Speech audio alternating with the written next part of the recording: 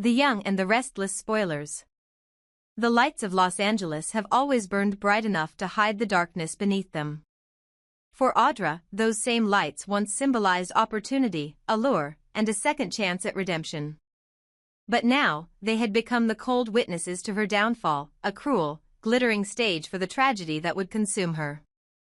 The woman who once walked through boardrooms with confidence and cunning, who could manipulate a deal or a heart with equal precision, was now the center of a crime scene. Rumors spread like wildfire through LA's underground circuits. Audra Charles, the ambitious, enigmatic woman who had dared to challenge the wrong people, was accused of stealing a fortune. Yet those who truly knew her, the ones who had seen behind her guarded eyes, understood there was more to the story. This wasn't greed. This was a setup, a trap carefully woven by two serpents disguised as friends, Claire and Holden.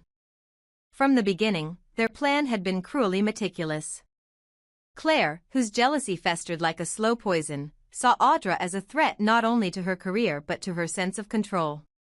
Holden, the man who once whispered loyalty, had long since sold his conscience to ambition. Together, they built the perfect illusion: false transactions, fabricated evidence, manipulated surveillance footage, all pointing toward Audra as the thief. They knew her past would work against her, that her name already carried the stain of scandal, that people would believe the worst because the worst always seemed to follow her. When the authorities came knocking, it was too late. In LA, Audra was alone. Tucker, the man who had once loved her beyond reason, was hundreds of miles away, trying to rebuild a life that had always included her, even when he pretended it didn't.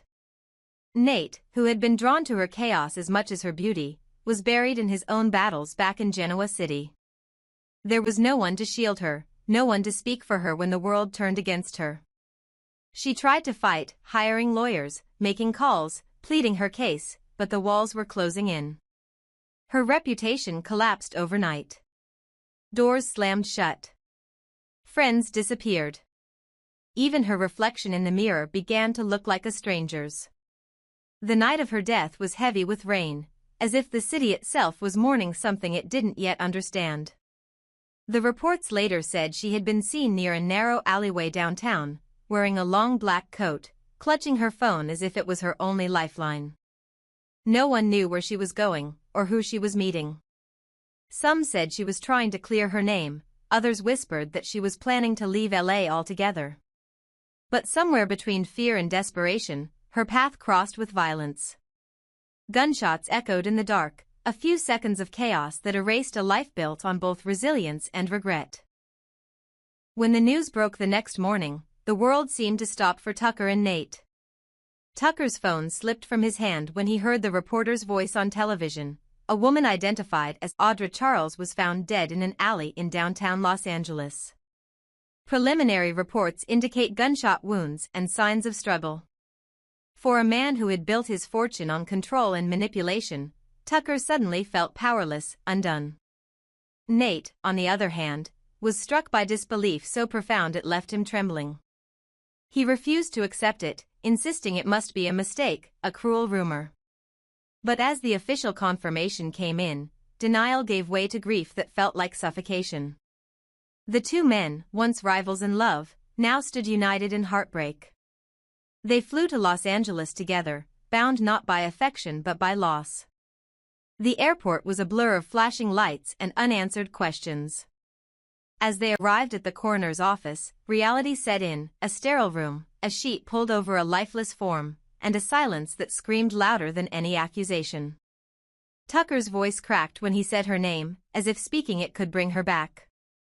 Nate couldn't stop the tears that finally fell, the kind of tears that only come from realizing that forgiveness will never be spoken, that apologies will never be heard.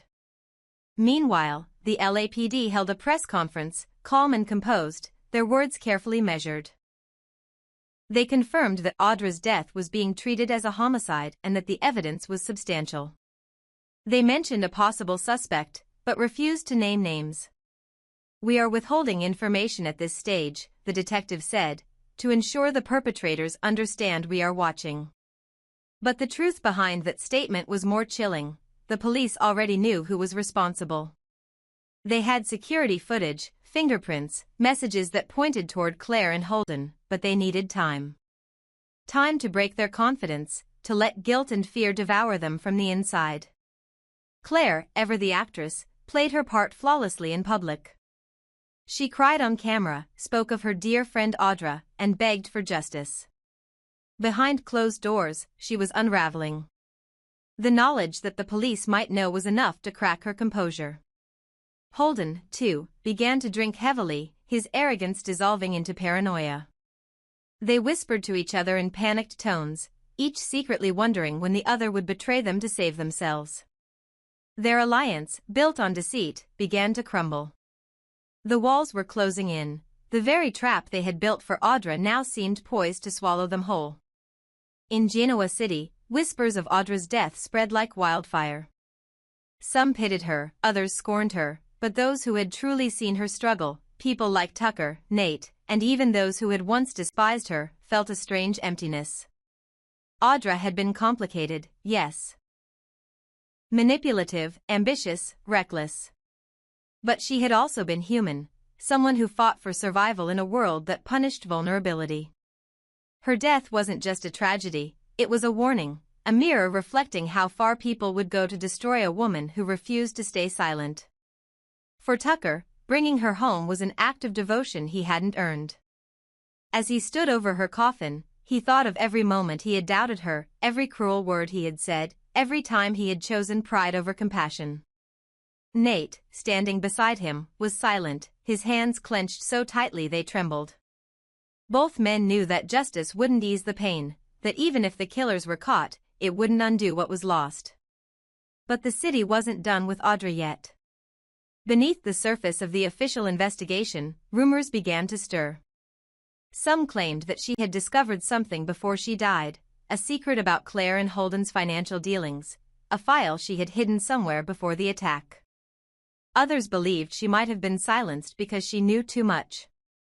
Tucker, ever the strategist, vowed quietly that he would find the truth himself, even if it meant descending into the same darkness that had taken her. And so, while the world moved on, the shadows of Los Angeles still whispered her name. Audra Charles, villain to some, victim to others, became something more than either. She became a symbol of how easily innocence can be rewritten by lies, how easily love can turn to vengeance, and how a single act of betrayal can ripple into eternity. The city lights kept shining, indifferent and bright, but for Tucker and Nate, LA would forever be haunted. Because beneath those lights, in that lonely alley, a woman's final breath carried the truth, and the beginning of the reckoning yet to come. Los Angeles, a city that never sleeps, now seemed to hold its breath. The streets that once shimmered with life had turned heavy with whispers, and the name Audra Charles lingered in every shadow, every conversation spoken in hushed tones. Her death was no longer just a tragedy, it was a storm spreading across two cities, reaching all the way back to Genoa City, where grief and fury were beginning to burn in equal measure. And in the heart of it all stood two names, Holden and Claire, the ones everyone suspected, the ones whose masks had finally begun to crack. They had always been good at pretending, weaving lies as easily as breathing, but now even their silence seemed like a confession waiting to explode. For those who knew them, the transformation had been chilling. Claire, once gentle and ambitious, had always hidden an undercurrent of envy beneath her polished charm. But when she arrived in Los Angeles, something inside her shifted. The softness disappeared. Her smiles grew sharper, her words colder, her motives less about success and more about domination. It was as if LA had peeled away the last of her innocence and revealed the predator beneath. Holden followed her down that path, not because he shared her hatred, but because he was too weak to resist her influence.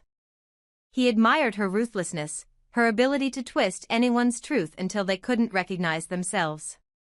Together, they were unstoppable, until they went too far. Victoria had been one of the first to sense it. She had always been careful with Claire, watching her every move with quiet suspicion. The woman she once mentored was gone, replaced by someone who smiled too easily and cared too little. After the news of Audra's death reached Genoa City, Victoria didn't waste time with grief, she went straight to calculation. She pulled files, rechecked transactions, studied every correspondence Claire had sent in the weeks before the murder. The deeper she looked, the clearer the pattern became. There were missing emails, unexplained bank transfers, connections to Holden that had been deliberately hidden. It wasn't proof, not yet, but it was enough to make her trust her instincts. Claire and Holden had blood on their hands. But while Genoa City whispered and the media speculated, the Los Angeles police moved with deliberate silence. They had evidence, yes. Fingerprints, footage, inconsistencies in both suspects' alibis. But they were waiting for the perfect moment to strike. They wanted Holden and Claire to sweat, to stumble, to betray themselves. It was psychological warfare now. Every time a detective visited Claire's apartment with a few more questions, every time Holden was called back to the station to clarify a detail, the walls closed in tighter. The police had already traced a text message sent from Claire's phone the night of the murder, one that lured Audra to that very alley. "I have what you're looking for. Come alone." That message was her death sentence. Still, the detectives weren't ready to make it public. They knew that to corner predators like Claire and Holden, fear was the strongest weapon. So they let rumors swirl. They told reporters that they had a suspect in mind, but nothing more. They leaked fragments of evidence, just enough to make the guilty restless. And it worked. Claire's once perfect composure was slipping. She was drinking more, snapping at Holden, her eyes darting to every sound outside her door. Holden, on the other hand, was unraveling faster. He couldn't sleep, he couldn't stand the weight of silence. Every night, he imagined Audra's face in the shadows, accusing him, haunting him. He began talking too much, contradicting himself in police interviews. The detective in charge of the case, a man known for his patience, watched it all unfold with quiet satisfaction. "They'll come to us," he told his team. "They always do." Meanwhile, back in Genoa City, Tucker and Nate had found no peace. Bringing Audra home had only deepened their rage. They visited her grave every day, standing in silence, each lost in their own guilt and determination. Tucker, the man who once built empires through manipulation, now used that same cunning to find answers. He made calls, hired private investigators, followed the trail the LAPD wouldn't reveal. Nate, consumed by grief, reached out to Victoria, knowing she was already steps ahead. Together, they formed an uneasy alliance, one driven not by trust, but by a shared goal, to expose the truth. The more they uncovered, the darker it became. Claire's financial records showed suspicious deposits from shell accounts connected to Holden. Security footage from a downtown bar placed both of them near the crime scene just an hour before the murder. Even more damning, one of Holden's acquaintances confessed that he had lent him a firearm for protection days earlier, the same caliber that killed Audra. The pieces were coming together, and yet, the police stayed quiet. Victoria knew why. The law needed perfection, evidence that couldn't be twisted or denied. Claire was clever enough to manipulate the system if they moved too soon. So they waited, letting her paranoia grow. And it did. She stopped going to work, stopped answering calls, started avoiding even Holden. He became her liability, a reminder of the one loose end she couldn't control. And he knew it. The fear between them was electric, the kind that only two co-conspirators could share when the line between loyalty and self-preservation blurred. As days turned into weeks, the world began to demand justice. Headlines screamed Audra Charles, murdered in cold blood, who will pay? Protesters gathered outside police headquarters, demanding answers. But inside those walls, the detectives had already made their move. Late one evening, a warrant was signed. Within hours, the quiet apartment that Claire once called home was swarmed by flashing lights and armed officers. She tried to act surprised, but the tremor in her voice betrayed her. Holden was found at a motel on the outskirts of the city, half-drunk and incoherent. When confronted with the evidence, he broke within minutes. His confession was messy, full of contradictions, but one truth was clear: it had been their plan all along. Claire had orchestrated everything, Audra's framing, her luring to the alley, and the final moment that ended her life. Holden had pulled the trigger, but Claire had written the script. The news broke like an explosion. Victoria stood in her office, silent as she watched the footage of Claire being led away in handcuffs, her once flawless image shattered. Tucker closed his eyes, a tear slipping down his face, not of victory, but of sorrow for the woman who had been destroyed by jealousy and deceit. Nate stood beside him, whispering a promise to Audra's memory, that her death would not be in vain. And somewhere in the night, the city exhaled. Justice, slow but inevitable, had begun its work. The monsters had been unmasked, and though nothing could bring Audra back, the truth had finally found its voice. In a world where lies had reigned for too long, it was her silence, tragic, eternal, that had spoken the loudest.